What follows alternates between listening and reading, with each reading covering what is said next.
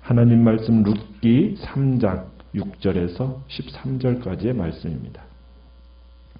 룻기 3장 6절에서 13절입니다.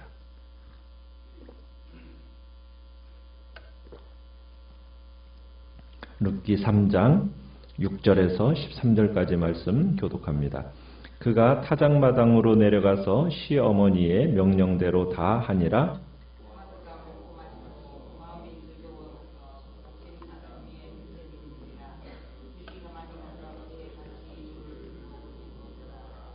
밤중에 그가 놀라 몸을 돌이켜본즉 한 여인이 자기 발치에 누워 있는지라.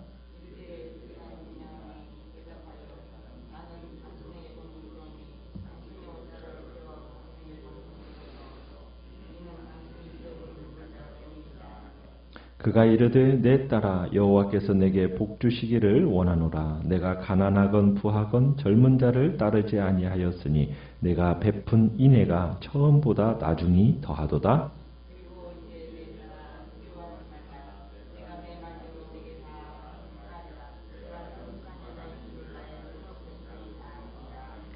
참으로 나는 기업을 물을 자이나 기업 물을 자로서 나보다 더 가까운 사람이 있으니 이 밤에 여기서 머무르라. 아침에 그가 기업 물을 자의 책임을 내게 이행하려 하면 좋으니 그가 그 기업 물을 자의 책임을 행할 것이니라.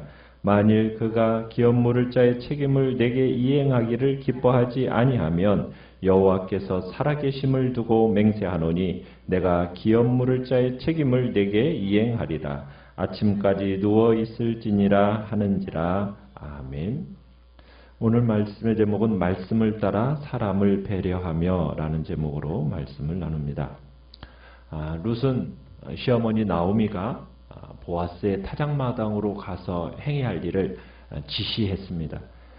그 지시에 따라서 이제 룻이 그 타작마당으로 가게 되는데 룻은 이제 나오미가 하라는 대로 자신의 신분을 숨긴 채 이제 밤이 깊어지기를 기다립니다. 보아스는 일꾼들과 함께 이제 추수한 것으로 인한 기쁨 가운데 실컷 마시고 이제 먹고 마시는 일을 했었죠. 그리고 이제 흡족한 마음으로 잠자리에 이제 눕게 됩니다. 보아스는 추수가 성공적으로 어쨌든 끝났고 모든 사람이 행복해하는 것을 보면서 그 마음이 기분이 좋았던 것 같아요. 보아스는 그리고서는 어디에 가서 눕고 있다고 얘기하고 있습니까? 7절에 가보니까 곡식단 더미의 끝에 누웠다 이렇게 얘기하고 있습니다. 마치 룻과 나오미의 계획을 어떻게 보면 알고 협조라도 하는 듯이 곡식단 더미의 끝에 가서 누웠어요. 당시 이 타작마당에서 곡식을 쌓아두는 곳은 가장 외진 곳에다가 쌓아두었습니다. 더 나아가서 보아스가 곡식단 끝자락에 누웠다고 얘기하고 있어요. 그것은 룻이 남의 눈을 피해서 접근하기에 가장 좋은 여건을 만들어 주었다라는 것을 의미하고 있습니다. 이제 보아스가 어떻게 보면은 곡식단 끝에 눕게 된 것, 이것도 어떻게 보면 보이지 않으시는 하나님께서 그 일을 주관하고 계신다라는 것을 우리가 직감하게 됩니다.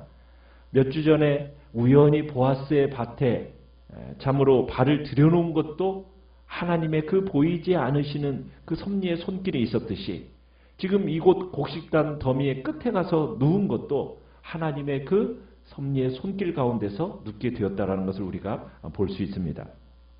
그날 밤 룻은 보아스에게 어떤 행동과 말을 하는가? 자, 모든 사람이 잠이 들었어요. 자, 룻은 보아스가 누운 곳으로 찾아가서 슬며시 그가 덮은 이불을 들춥니다. 그리고는 보아스 옆에 눕습니다.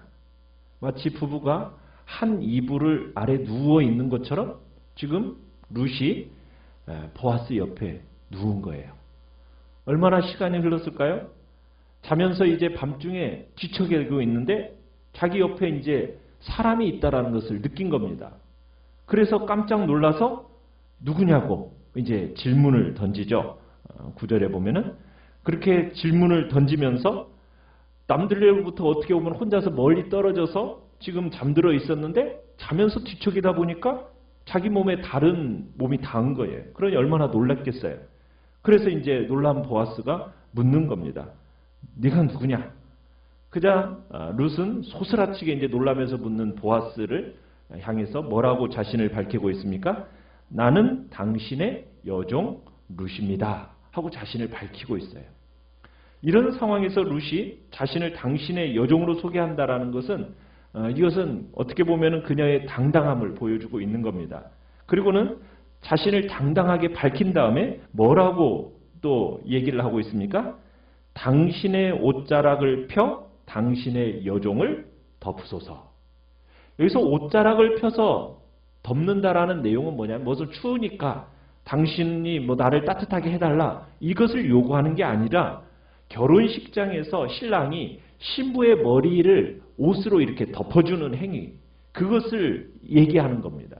그러니까 룻은 지금 보아스에게 뭘 요청하고 있는 겁니까?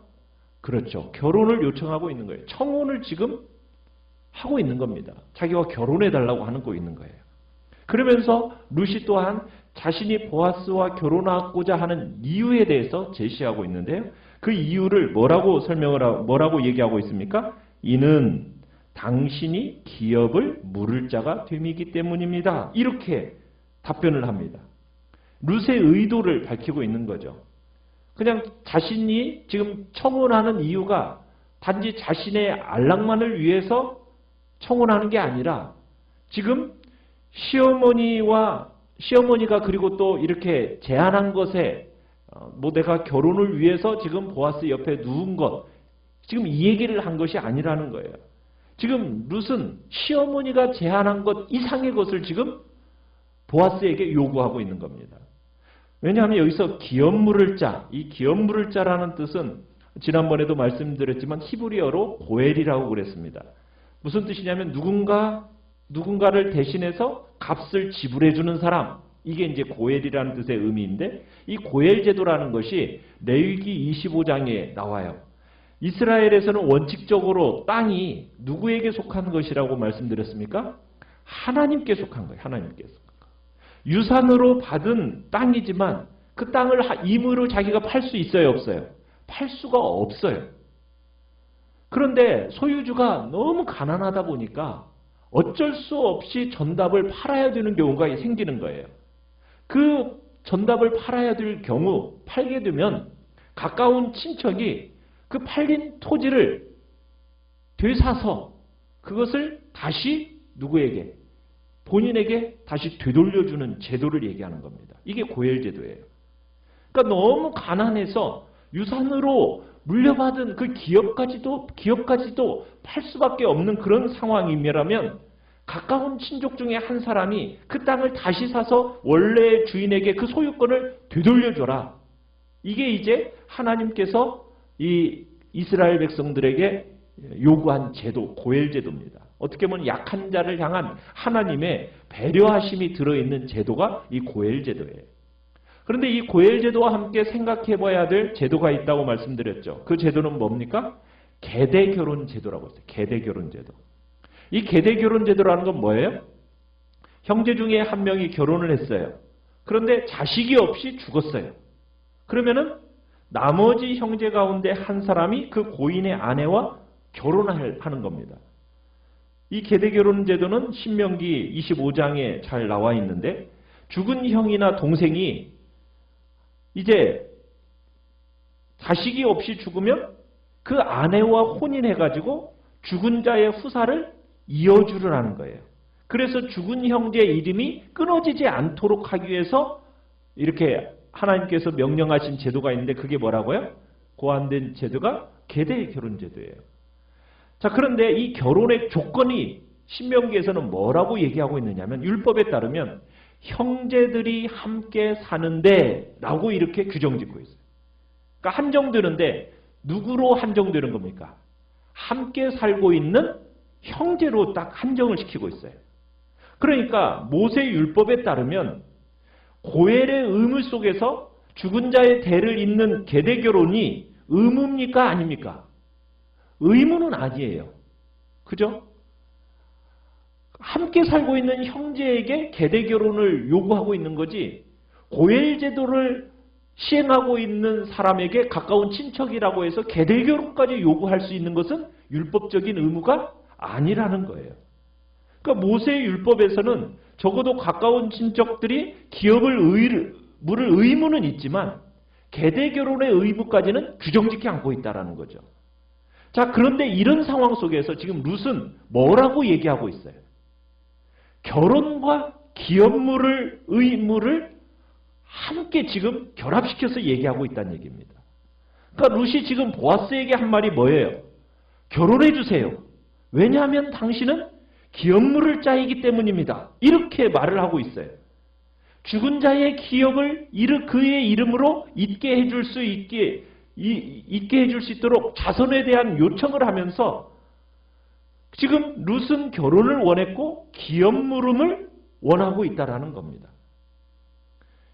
기업물을 이것이 지금 의무예요, 아니에요? 이 룻의 요청이 지금 보아스가 지금 요청하고 있는데 이것은 율법적인 요구가 아니에요. 그럼 보아스가 꼭 결혼할 필요는 있습니까, 없습니까? 없는 거예요. 그런데 지금 율법적인 의무로 지금 보아스에게 요구하는 게 아니라 무엇을 기대하면서 지금 그에게 요구하고 있느냐면 그의 헤세드입니다. 헤세드, 인애. 보아스의 그 인애에 호소하면서 지금 기업물을 짜의 자격이 있는 자원함으로 이루어질 수 있는 그 일, 계대 결혼까지 함께 해달라고. 지금 그 인애에, 헤세드에 지금 룻이 호소하고 있는 거예요. 그래서 보아스가 헤세드를 베풀어야만이, 인애를 베풀어야만이 지금 이와 같은 기적적인 사건이 일어날 수 있는 겁니다. 자, 룻이 이렇게 행동하고 룻이 이렇게 요청한 것에 대해서 보아스는 뭐라고 반응을 보이고 있습니까? 자, 10절에 보면은 이런 반응을 보이고 있죠? 보아스가 룻에게 감동하는 반응을 보여줍니다. 뭐라고요? 여호와께서 내게 복 주시기를 원한다 하면서 여호와의 복을 빌어줌으로써 대답을 시작을 합니다. 그러면서 네가 요구하는 것은 무엇이든 하겠다. 그 의지를 밝혀줍니다. 그러면서 보아스가 룻에게 감동한 것은 네가 얼마든지 젊은 사람과 결혼할 수 있는데 굳이 가난하든 부하든 늙은 사람이 아닌 젊은 사람과 결혼할 수 있는데 네 집안을 살리겠다는 의지를 가지고 나와 결혼하겠다고 하니 이것은 뭐라고 얘기하고 있어요?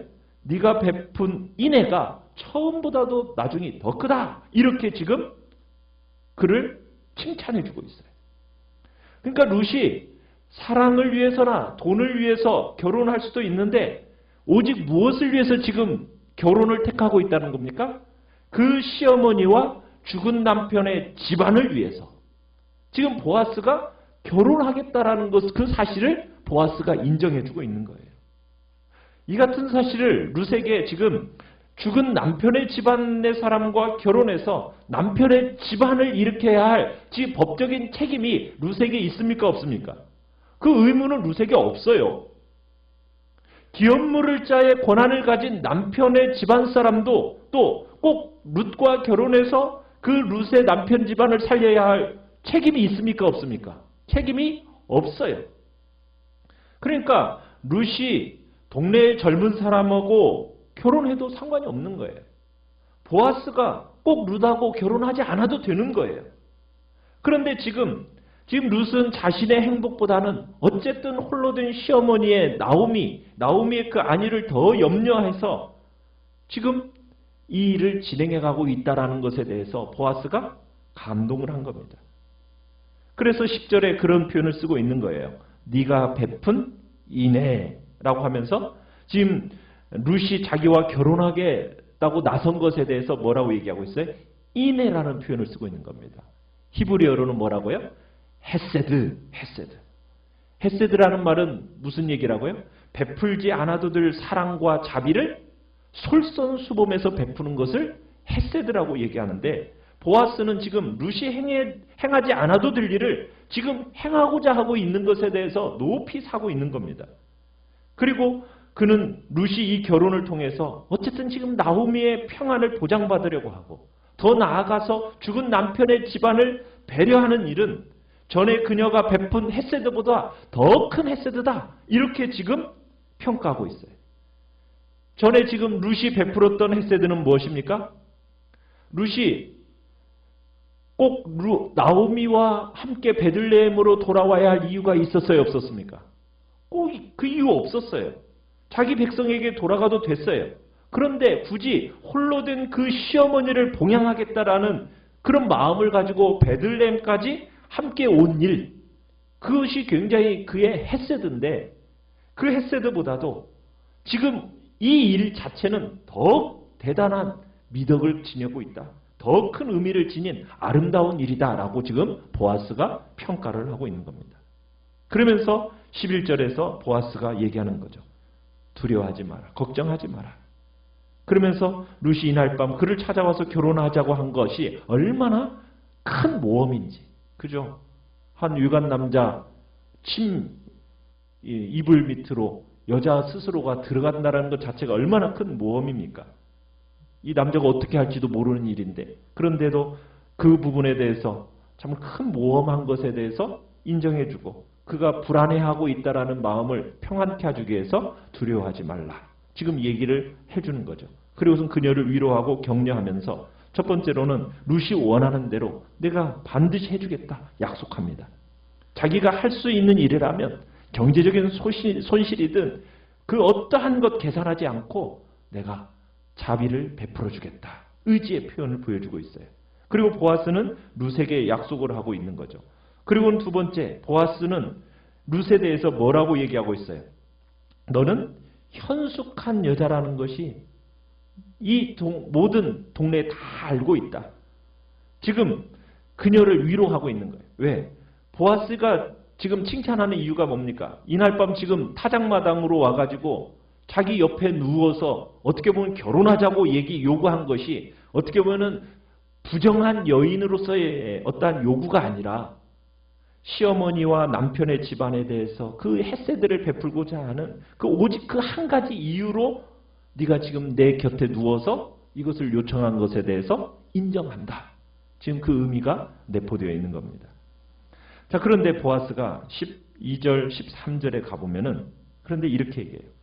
자신의 감정이나 이해관계를 따라서 곧바로 행동하지는 않고 룻의 청에 대해서 조건부로 승낙을 합니다.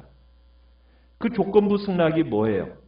기업 물을 자의 권한에 있어서 보아스보다도 더 우선권을 가진 사람이 하나가 더 있다라는 거예요. 그래서 지금 지금 보아스는 자기가 해주겠다고는 하지만 테두리가 있어요. 그 테두리가 뭐예요? 하나님의 법도예요. 하나님의 법도. 하나님의 법도라는 테두리 안에서 조건부 승낙을 하는 겁니다. 그러니까 해주고는 싶지만 뭐가 거스르면 하나님의 법에 거스르면은 자기가 그 하나님의 법도보다는 앞설 수는 없다라는 거예요. 이게 참 올바른 신앙인 거죠. 자기의 생각이나 자기의 욕망이 하나님의 법에 어긋날 때는 자기의 욕망을 비우고 자기의 생각을 포기하겠다. 지금 이 신앙이 보아스의 신앙인 겁니다. 이게 참된 신앙이고 성숙한 인격인 거죠. 그래서 보아스는 룻에게 약속해요. 만약 그 사람이 법적인 의무를 행사하기를 거부하면 내가 꼭 그 일을 맡아서 행할 것이니까 걱정하지 마라. 그렇게 안심을 시켜줍니다. 여기서 보아스의 책임 정신을 볼 수 있는 거죠. 법을 벗어나서는 아무것도 하지 않겠지만 법 안에서 내게 주어진 의무는 반드시 이루겠다 하는 어떤 준법 정신과 책임 정신이 이 보아스에게 있는 겁니다. 그러니까 자신의 감정과 자신의 이해관계를 따라서 결정한 게 아니라 말씀을 따라서 행하는 이 보아스를 보게 되는 거죠. 여기서 보아스의 그 성숙한 인격을 우리들이 배울 수가 있습니다. 자기 욕심, 자기 계획대로가 아니라 오직 하나님의 뜻에 자신을 맡기겠다라는 그런 태도가 이 보아스의 태도가 있는 겁니다. 그래서 내가 감정을 따라서 룻을 어떻게 보면 감정적으로 굉장히 자비를 베푸는 마음과 함께 감정적으로 갈 수가 있는 건데 감정은 딱 절제를 시키면서 하나님의 뜻 안에서 하나님이 내게 주시면 내가 받겠다. 이런 초월적인 태도를 보이는 겁니다. 하나님이 허락하시면 기꺼이 내가 받겠지만 하나님이 허락하지 않으신다면 내가 또한 포기할 수도 있다라는 그런 유보적인 자세, 맡기는 자세가 보아스의 자세인 겁니다. 참 보아스는 자기에게 주어진 책임에 대해서는 기필코 완수하고 말겠다라는 책임정신, 우리가 그에 대해서 배워야 되고, 성숙한 사람이라면 자기의 욕망을 포기하면서, 그리고 이 세상의 것에서 너무 집착하는 그런 마음이 아닌 달관의 자세가 필요하다는 겁니다. 지금 보아스는 그런 거예요. 법의 테두리 안에서 내게 주어진 책임, 기필코 감당하겠다는 그 책임정신, 그리고 주님의 뜻을 이루어 나가겠다라는 것, 그것이 자신의 최대의 기쁨이고 최고의 기쁨이라는 것을 다시 한번 사오면서 나아가는 보아스의 모습을 우리가 보게 되는 겁니다. 오늘 우리는 정말 어떤 선택과 결정의 순간 앞에서 우리는 무엇의 영향을 받아 선택하고 결정해야 됩니까? 하나님의 말씀이 우리의 모든 선택과 결정의 근거가 되어지고, 우리가 그러면서 그 말씀의 테두리 안에서 말씀을 따라서 정말 사랑을 베푸는, 햇새들을 베풀어 나가는 자비의 마음이 오늘 우리 안에 나타나기를 간절히 축원합니다. 오늘 말씀을 생각하면서 기도하시고요. 그래서 기도하시고요.